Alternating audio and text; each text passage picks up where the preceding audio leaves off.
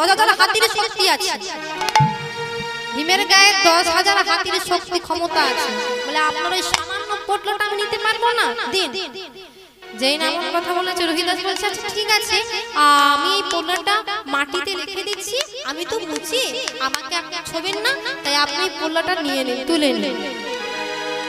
এই বলে মাটিতে যেই পোটলাটা রেখে দিয়েছে মা, ভীম মনে মনে ভাবছে এই বেটা বুড়োকে একটু আমার ক্ষমতাটা দেখাতে হবে। তাই এই চিন্তা করে বলছে ও রোহিদাস, দু হাতে করে পোটলা তুলেছে, আমি এক আঙুলে পোটলা তুলে দেখাবো।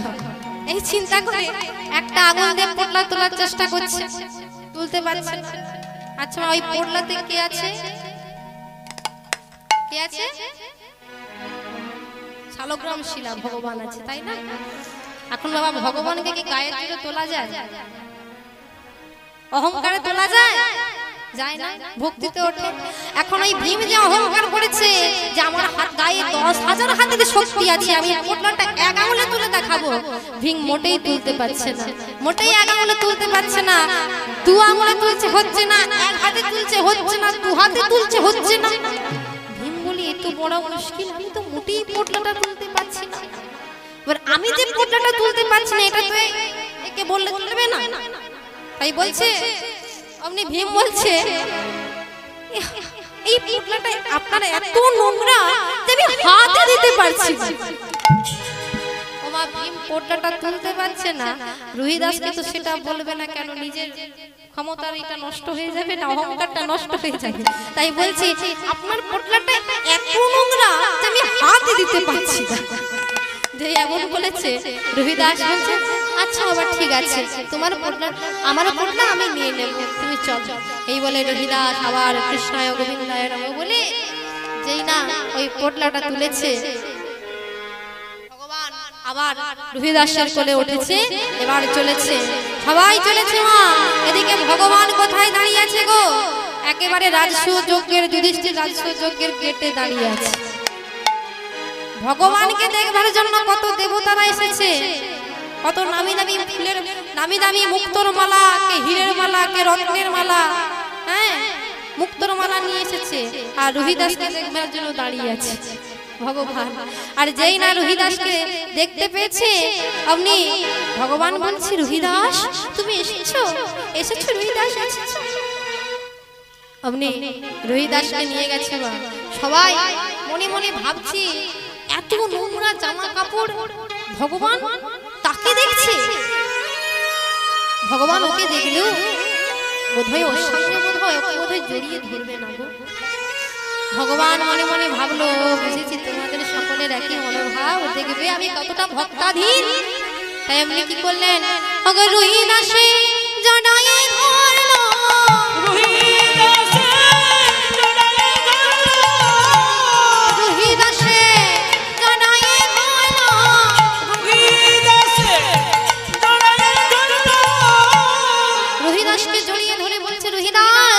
কতদিন পরে তোমাকে দেখেছি রোহিদাস, কেমন আছো রোহিদাস? রোহিদাস তুমি এত দূর থেকে এসেছো, আমার জন্য কিছু নিয়ে আসো। রোহিদাস এখনো দেখছে কি বাবা, কত দেবতাগণ ভগবানকে দেখতে এসেছে, কে মুক্তোর মালা এনেছে, কে রত্নের মালা এনেছে।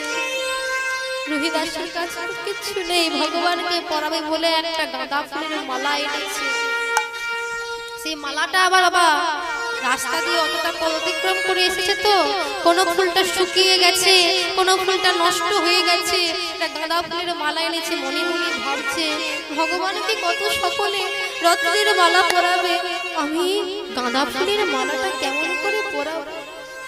এই মালাটা পোটলা থেকে একবার বের করছি, একবার রেখে দিচ্ছি। মনে মনে ভাবছি না না আগে না আমার কি আছে বলো, আমি কিছু আনিনি, ওই তো কি যেন লুকাচ্ছে, দেখি দেখি দেখি পোটলা থেকে আপনি বের করে ভগবান নিজে আপনি মালাটা পরে নিয়েছে। যেই মালাটা পরে নিয়েছে সবাই অবাক হয়ে দেখছে, হ্যাঁ সবাই অবাক হয়ে দেখছে যে রোহিদাস যে আমরা কত রত্নের মালা আনেছি, ভগবান সেটা পড়ছে না, ওই গাঁদা ফুলের পচা মালাটা পরে নিচ্ছে। এবারে বৈষ্ণব সেবা দেওয়া হবে। তাই যুধিষ্ঠির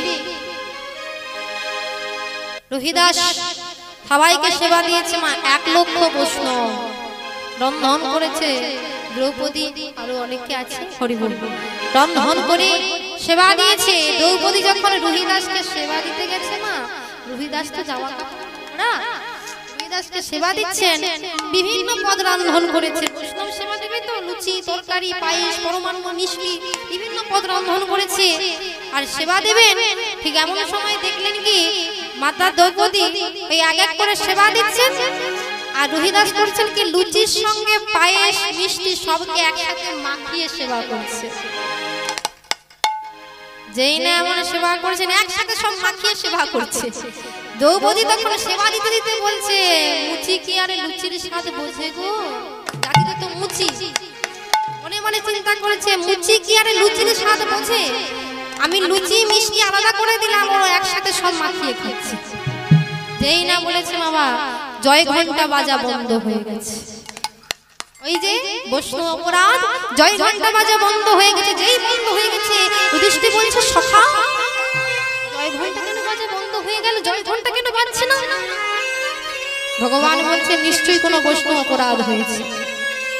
দ্রৌপদী এসে বলছে, কৃষ্ণ সখা আমি বৈষ্ণব অপরাধ করেছি। আসলে ওই রুহিদাস, ওই বাবাজি ঠাকুর, বৈষ্ণব ঠাকুর, আমি আগে করে লুচি মিষ্টি পায়েস আলাদা করে রন্ধন করে দিয়েছি আর উনি করেছেন কি একসাথে সবকিছু মেখে খেয়ে নিচ্ছে।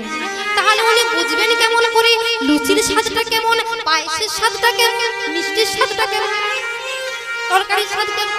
উনি তো একসাথে মেখে খেয়ে নিচ্ছে। তাই আমি মনে মনে বলেছি যে মুচি কি আর লুচির স্বাদ বোঝে, এটাই আমার অপরাধ হয়ে গেছে। কৃষ্ণ তুমি আমায় ক্ষমা করে দিও। কৃষ্ণ বলছে, দ্রৌপদী সখী আমি তো তোমার, আমার কাছে কেন ক্ষমা চাইছো? আমার কাছে কি তুমি কোনো অপরাধ করেছো?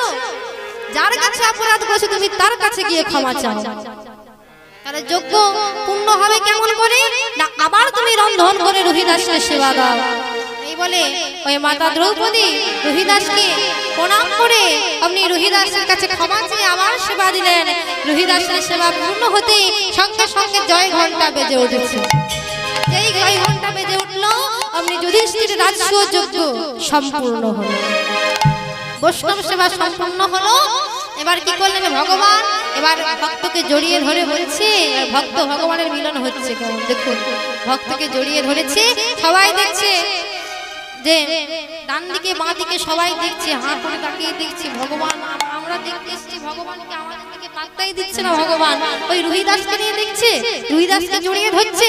এই ভগবান কি করলেন, ওগো রুহিদাসে জড়ায়ে ধরো, রুহিদাসে জড়ায়ে ধরো, ভক্ত ভগবানের মিলন হলো। রুহিদাসে জড়ায়ে ধরো,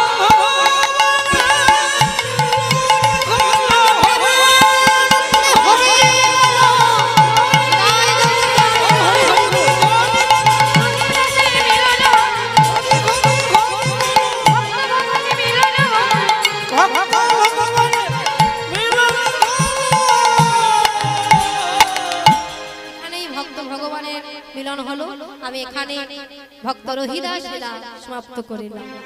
ওগো ভক্ত আর ভগবানের মিলন হইল, ভগবানের মিলন হইল, ভক্ত আর ভগবানের মিলন হইল, ভক্ত আর ভগবানের মিলন হইল।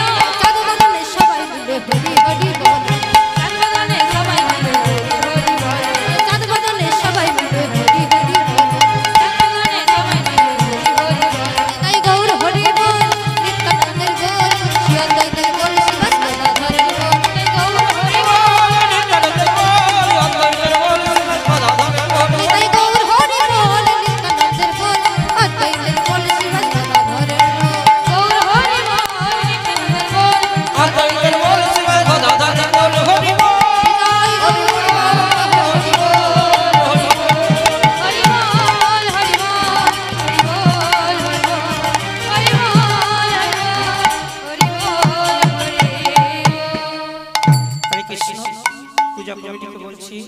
আপনারা বাতাসে নিয়ে আসেন, লুট হবে। ভক্তবৃন্দের উদ্দেশ্যে বলছি আপনারা চলে যাবেন না, এক্ষুনি বাতাসা লুট হবে। বাতাসা লুটের পরে हरे कृष्ण हरे कृष्ण कृष्ण कृष्ण हरे हरे